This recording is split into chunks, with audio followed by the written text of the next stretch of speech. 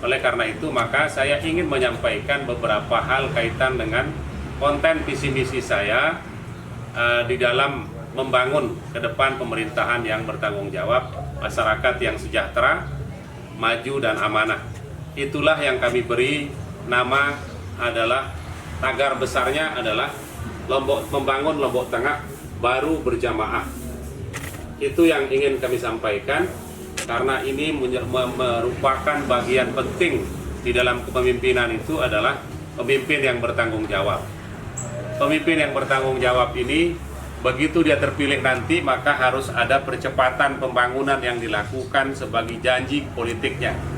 Pertama, ada namanya program 100 hari. Program 100 hari kerja ini, itu yang kita coba pilih nanti, dan kami sudah menyepakati dengan beberapa kawan-kawan yang sudah memilih dalam penyusunan visi misi itu. Untuk program 100 hari kita itu adalah, pertama, bersih kota dan bebas sampah. Kemudian normalisasi saluran sedimentasi yang bisa menghambat laju air yang ada di drainase maupun irigasi yang ada di Kota Praia. Ini yang kita akan lakukan percepatannya. Bagaimana caranya? Pertama, kami akan mengerahkan Pol PP sebagai trigger awal untuk penyadaran itu, dan kami bersama seluruh jajaran pemerintah daerah akan turun mengepung Kota Praia ini dengan membawakan bantuan peralatan kebersihan dengan pemerintah kelurahan dan camat itu, agar dalam waktu 1 minggu, 10 hari, 20 hari itu sudah kelihatan kebersihan kotanya bersama dengan memang yang bekerja di situ. Itu akan serentak dilakukan. Ini dibutuhkan alat peralatannya. Kemudian selanjutnya, untuk permanennya bersih kota itu, maka harus dibangun ekonomi kreatif masyarakat berbasis kampung dan dusun. Itu untuk bisa mengelola sampah, mana sampah kering, mana sampah organik, dan mana sampah basah. Inilah yang nanti akan kita lakukan.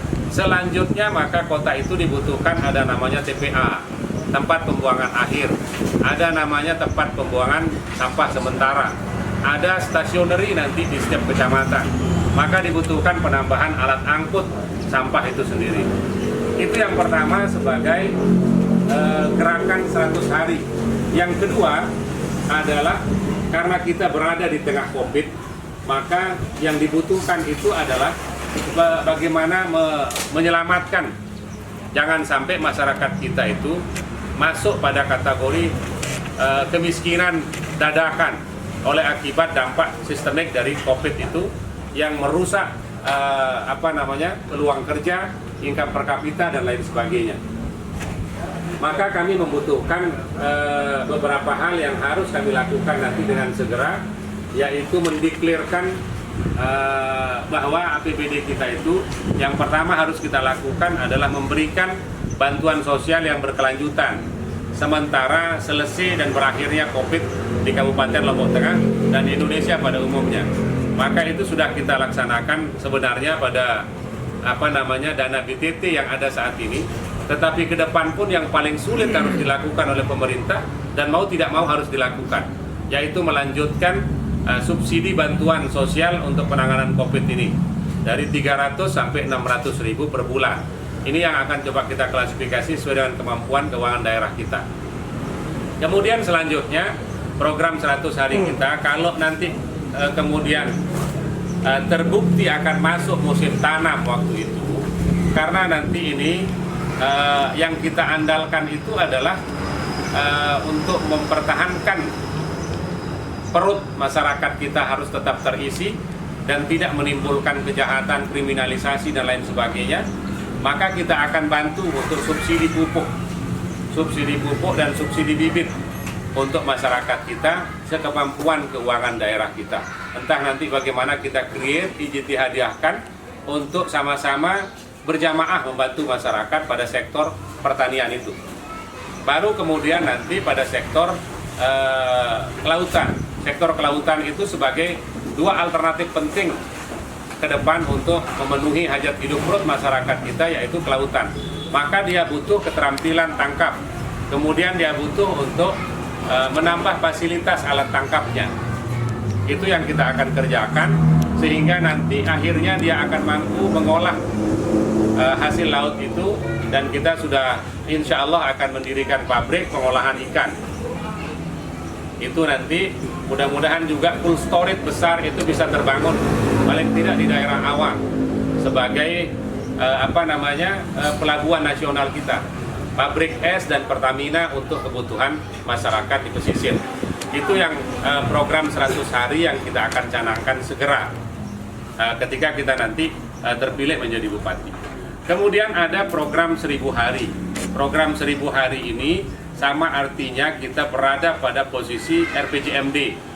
Posisi RPJMD itu nanti 6 bulan pertama ketika kita terpilih, maka akan ada karantina perencanaan oleh para expert profesional yang akan merancang bangun bersama Bapeda Kabupaten Lombok Tengah di dalam mengisi visi misi kita kepada RPJMD itu. Itulah nanti visi misi yang akan masuk di RPJMD. Rencana program jangka pendek kepemimpinan kita ke depan, yaitu dengan membangun konsep besar. Pertama adalah membangun Lombok Tengah itu harus berjamaah.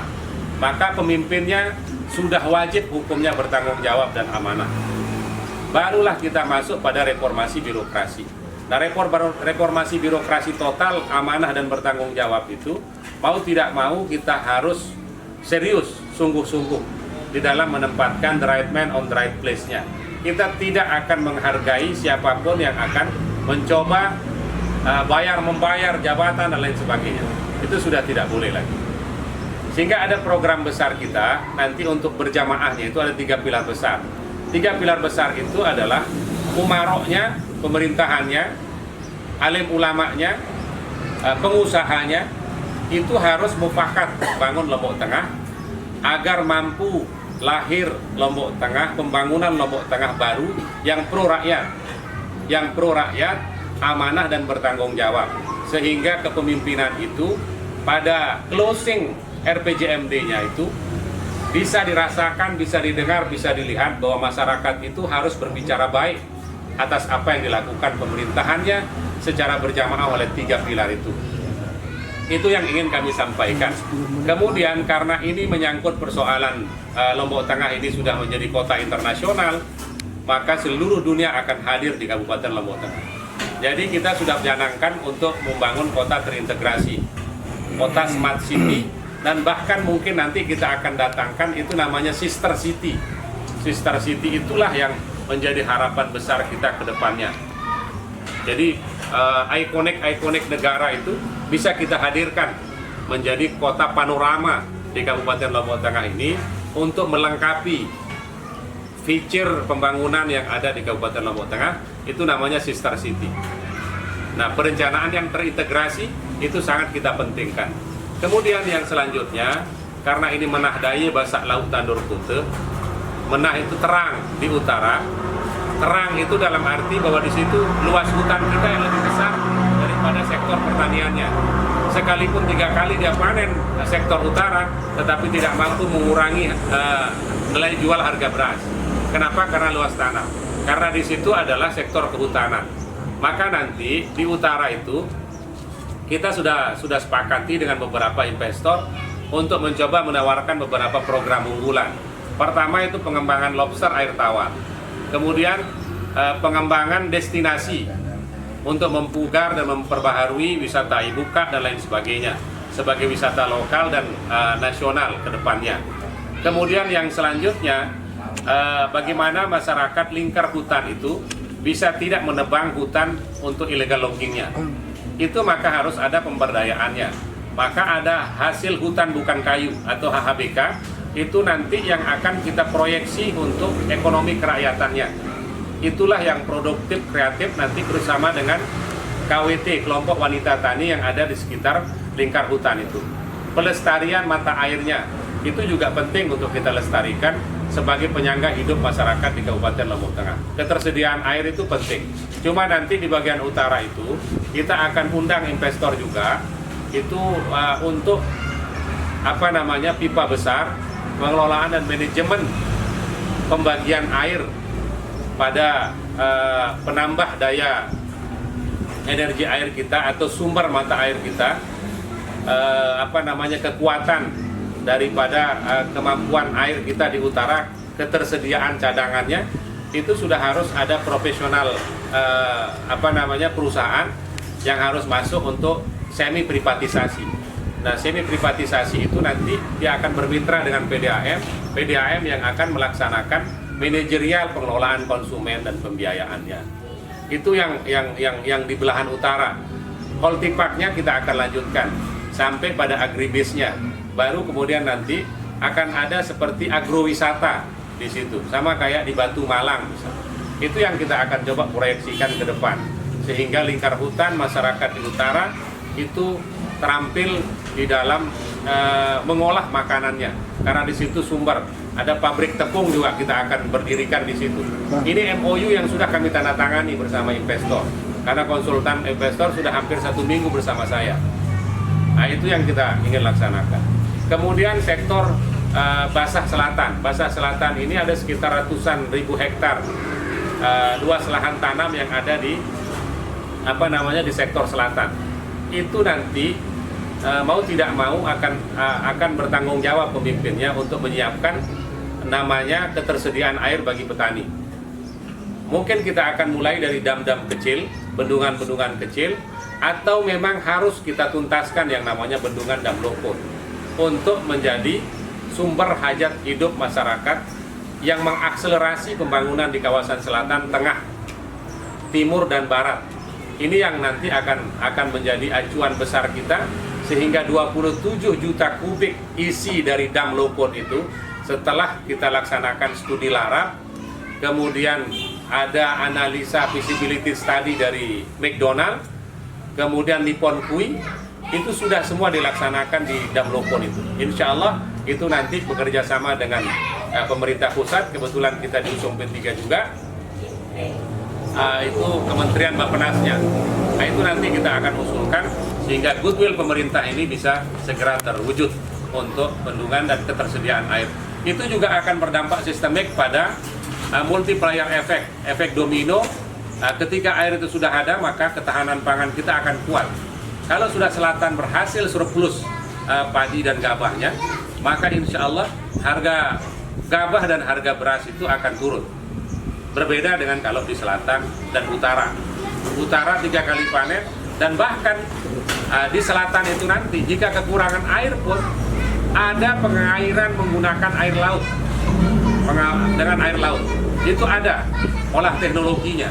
Itu nanti kita akan sampling di situ. Itu hebatnya kalau sudah kita mau serius membangun Kabupaten Lombok Tengah ini. Tidak boleh kita membangun sekedar hanya untuk menghabiskan APBD 2,2 triliun, tetapi untuk menjamin kehidupan masyarakat kita yang sejahtera, amanah, maju, dan berkah. Itu tidak akan mungkin. Hanya 2,2 triliun, yang belanja tidak langsungnya itu hampir 69% belanja tidak langsung dan 31% untuk belanja langsung. Itu sekitar 700 sampai 800 miliar. Atau kita bulatkan menjadi 900 miliar. Hanya itu kemampuan untuk belanja langsung kita. Itu paling habis untuk jalan kecamatan dan jalan desa. Karena nanti kita juga akan tuntaskan di situ. Apakah tuntas jalan kecamatan atau tuntas jalan desa? Mana yang kita dahulukan nanti?